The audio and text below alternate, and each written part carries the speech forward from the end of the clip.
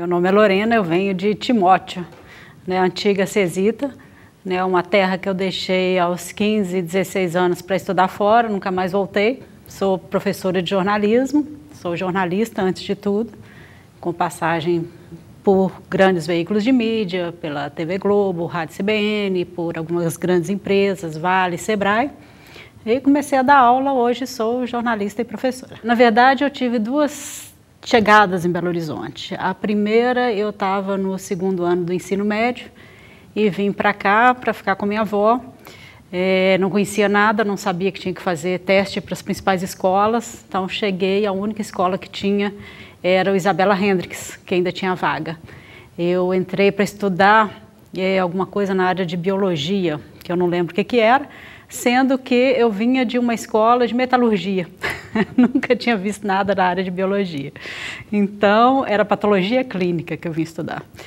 E comecei a fazer, não deu certo, né? Não deu certo morar com minha avó, não deu certo fazer patologia clínica, voltei para a Cesita, continuei fazendo metalurgia e vim para cá no terceiro ano. Aqui eu fiz terceiro ano integrado no Pitágoras e fiz a faculdade, o vestibular de jornalismo, só fiz para a PUC, e também foi o único curso que eu tinha interesse na época. Depois fiz alguma coisa de direito, né, cursei junto direito e jornalismo.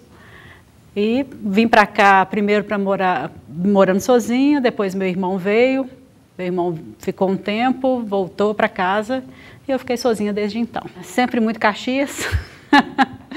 Eu falo com minhas filhas que deveria ter sido menos, né? E falo para elas não levarem as coisas tão a sério. Né? Sempre estudei muito, sempre li muito, sempre assim, saía também, né? Comecei a namorar muito cedo, comecei a namorar com 14 anos, namorei de 14 aos 18 com um namorado só. Era comportada, assim, eu acho, mas sempre quis sair e viajar, assim, né? Dei muito trabalho para meus pais nesse sentido, porque desde muito cedo eu queria sair de casa, eu queria ir para fora, porque nós viajamos muito, em verdade, em família, né? Meu pai era engenheiro da Cesita, e sempre que ele viajava, ele nos levava. Então, nós passamos 3 meses viajando na Europa, depois passamos um tempo nos Estados Unidos.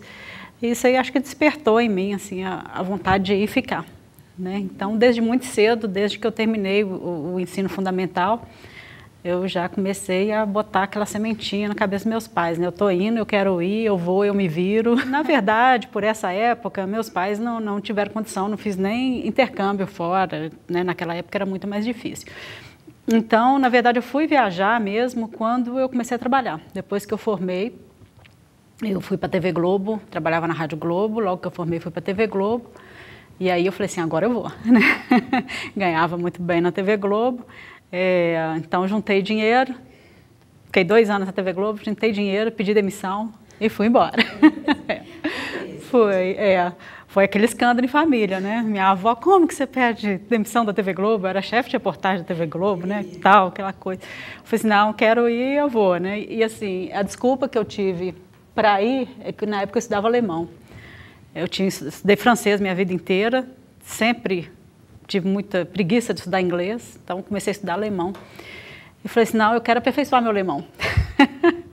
E aí fui pedir demissão da Globo, falei assim, estou indo para a Alemanha estudar, né? E fui estudar no Goethe, na Alemanha. Era para ficar 2 meses, eu fiquei 6. E voltei, quando eu voltei, a TV Globo me chamou de volta, voltei para a TV Globo, fiquei mais 2 anos, pedi demissão de novo. E fui para a Inglaterra dessa vez. Para a Inglaterra, já pensando aí, já tinha planos em mudar um pouco de rumo na profissão. Né? Porque como eu sempre gostei muito de viajar e sempre estudei muitos idiomas, né? E comecei a estudar inglês também, eu achava que o jornalismo do dia a dia em Belo Horizonte era muito limitado nesse sentido.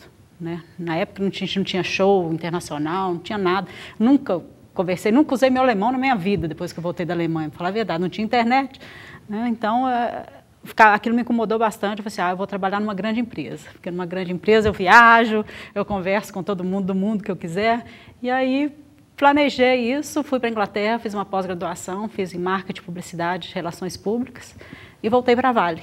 Né? E aí realmente foi um período na Vale, no Sebrae, que eu pude focar mais nas coisas que eu tinha interesse. Apesar da Globo ser uma grande empresa, né, a rotina do dia a dia do jornalismo ela é meio massacrante, né?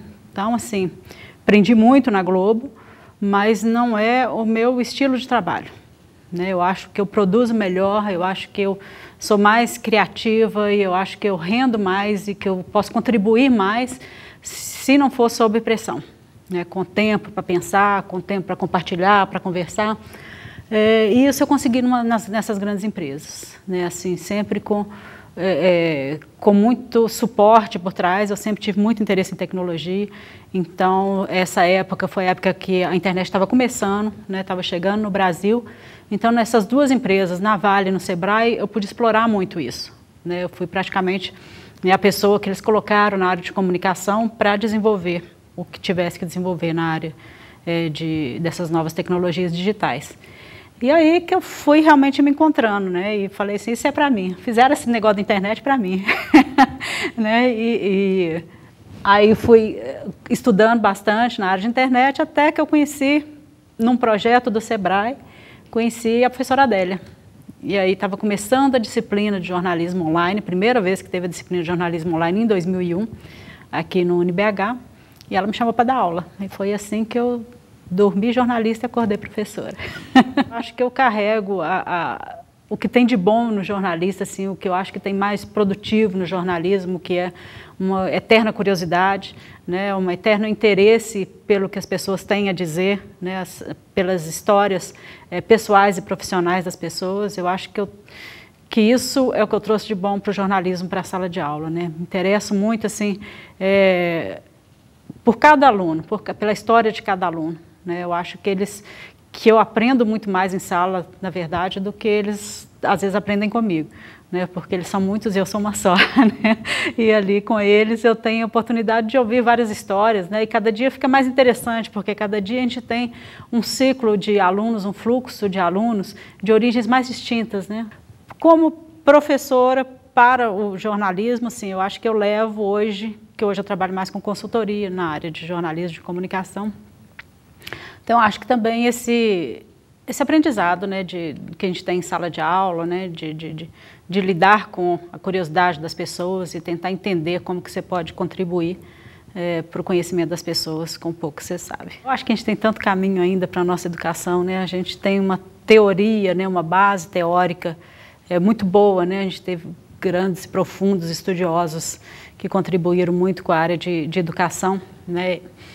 E foi um negócio que, quando eu comecei a dar aula, me incomodou muito, né? Porque eu voltei para a faculdade para dar aula em 2001, eu tinha formado em 1987 e a escola que eu encontrei era exatamente a mesma, né? O mundo em revolução em termos de comunicação, de linguagem, e a escola funcionando exatamente da mesma forma, com as mesmas disciplinas, praticamente com a mesma grade. E aí isso me incomodou tanto que eu fui fazer um mestrado em educação. Meu mestrado é na PUC, em educação. Eu acho que a gente precisa... O Brasil é um país de tantos contrastes, né? Eu acho que a gente tem que trazer essa riqueza que a gente tem da nossa cultura para dentro da sala de aula, sabe? Eu acho que às vezes a gente perde muito tempo com modelos externos ao invés de pensar a nossa própria forma de ser, né? De ser brasileiro, de ser cidadão. Porque a gente tem uma cultura tão rica, né? Você vê na minha área, né? Que é a área de tecnologia. Um dos maiores estudiosos de transmídia hoje, que é o Henry Jenkins, o cara veio aplicar as teorias dele no Brasil. Tal a riqueza de cultura que a gente tem aqui, né? Com as telenovelas, com o carnaval, né? Eu acho que a gente aproveita muito pouco disso em sala de aula, né? Eu acho que principalmente na área de comunicação a gente fica buscando muito modelos prontos, olhando muito para fora, né? Então acho que se eu assumisse o Ministério da Educação, talvez fosse por aí, né? Tentar retomar nossas raízes, quem nós somos enquanto povo, quem nós somos enquanto nação, o que é que nós queremos ser, né? Em termos do mapa mundial hoje, o que é que nós queremos significar. As formas de narrar com as novas tecnologias, na verdade, né? Hoje a gente chama de transmídia, cada hora a gente está chamando de uma coisa, né? Eu acho que a riqueza está na gente pensar que, na verdade, nós estamos contando histórias, né? E as histórias é que valem.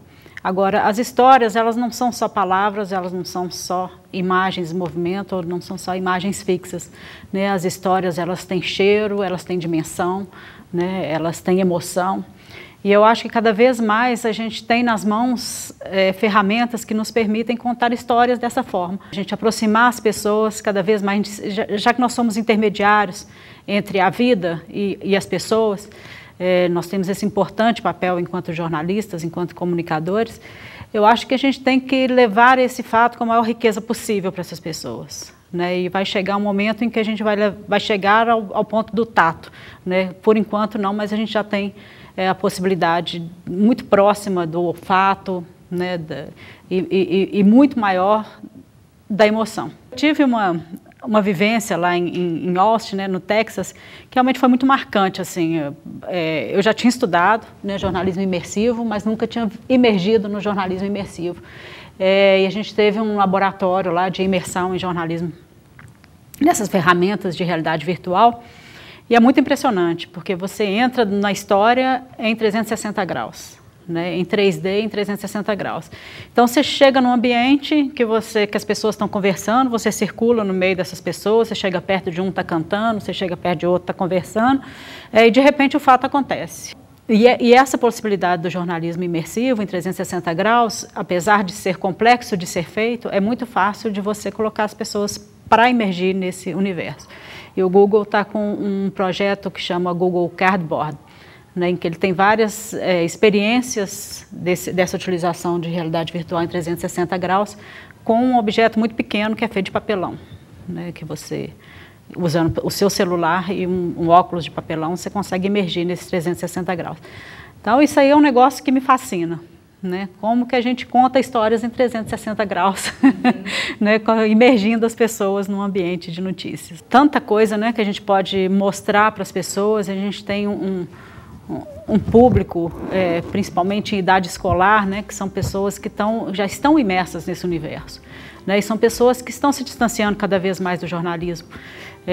Eu vejo minhas filhas, né, que são adolescentes, lá em casa a televisão não se liga mais, né, elas nem chegam perto da televisão mais, né, então elas estão imersas nesse universo, mas de uma forma muito superficial, porque o jornalismo que fazemos hoje no Brasil, o jornalismo online, o jornalismo digital, ele ainda é um jornalismo que está achando que jornalismo são 15 linhas, né, que são vídeos de 2 minutos, né, sendo que nunca se teve uma mídia tão rica para contar histórias tão profundamente. Isso vai atingir todas as mídias, obviamente, que todas estão digitalizadas já, televisão, rádio, né, então acho que a gente tem que começar a contar as nossas histórias, né, a gente estava falando lá, né, a educar esses jovens dentro da linguagem deles, da linguagem de interesse deles. E a linguagem de interesse deles é a linguagem de imersão. Até antes disso, né, eu acho que até mais no ensino fundamental.